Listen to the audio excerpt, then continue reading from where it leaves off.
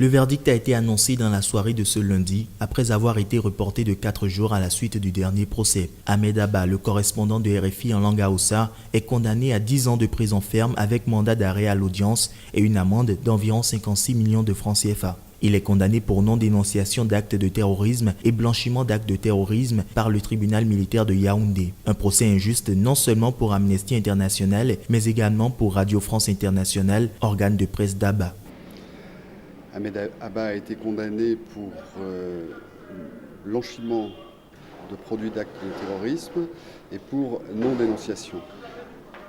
À aucun stade du procès, aucun élément de preuve n'a jamais été apporté de ces deux infractions. Nous pensons qu'aujourd'hui, ce qui s'est passé, c'est la condamnation même du métier de journaliste. C'est ça qui est très grave. On ne peut pas condamner une personne qui fait son métier, qui le fait si bien, et qui finalement se retrouve en prison. Nous nous posons la question sur les droits de l'homme au Cameroun, les droits d'expression, le droit de la presse libre. Le journaliste de RFI, qui risquait même la peine de mort début avril, est soupçonné par les autorités camerounaises d'avoir collaboré avec le groupe extrémiste Boko Haram et de ne pas avoir partagé les informations qu'il détenait. Les avocats comptent bien poursuivre en appel. Mais compte tenu du fait que nous avons la conviction profonde, parce que nous connaissons ce dossier, qu'il n'y a rien dans ce dossier, que M. Ahmed Abba n'a jamais posé quelque acte contre son pays, nous avons, en accord avec notre client, décidé d'interdire à tel appel cette décision et de faire réexaminer, n'est-ce pas, ce dossier par les juges d'appel.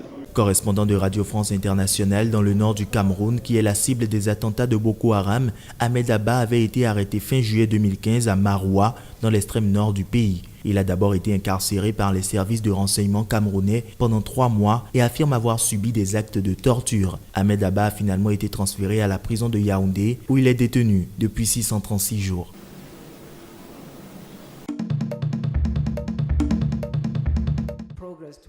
« 360 000 enfants africains de moins de 2 ans, du Ghana, du Kenya et du Malawi seront concernés par ce vaste plan grandeur nature qui se déploiera de 2018 à 2020 pour tenter d'enrayer une des maladies les plus mortelles au monde. L'Organisation mondiale de la santé a annoncé ce lundi le lancement du premier test à grande échelle du premier vaccin contre le paludisme. Il a fallu 30 ans pour élaborer un vaccin efficace contre le paludisme. Je suis très heureuse de vous dire que maintenant, les vaccins contre le paludisme semblent très prometteurs avec plus d'une vingtaine de formules à différents stades de développement et le vaccin connu sous le nom de RTSS est le plus avancé et il a été montré qu'il offre une protection partielle contre le parasite Plasmodium falciparum chez les jeunes enfants. Combiné à des méthodes de diagnostic, des traitements et des mesures de prévention éprouvées, comme les moustiquaires imprégnés de répulsifs anti-moustiques, ce vaccin pourrait sauver des dizaines de milliers de vies en Afrique. Selon des chiffres de l'OMS, ce continent est de très loin le plus touché par le paludisme, comptant pour 92% des 429 000 personnes tuées dans le monde en 2015 par cette maladie transmise par des moustiques et également appelée malaria. Les enfants de moins de 5 ans représentent plus des 2 tiers de ces décès. 40% de la population mondiale vit sous la menace permanente. Nous sommes très reconnaissants envers GSK, la société pharmaceutique qui développe le vaccin et qui le fournira gratuitement pour ce programme pilote. Et le vaccin sera évalué comme l'intervention complémentaire en Afrique qui peut être ajoutée à notre boîte à outils existante de mesures préventives, de diagnostic et de traitement prouvés.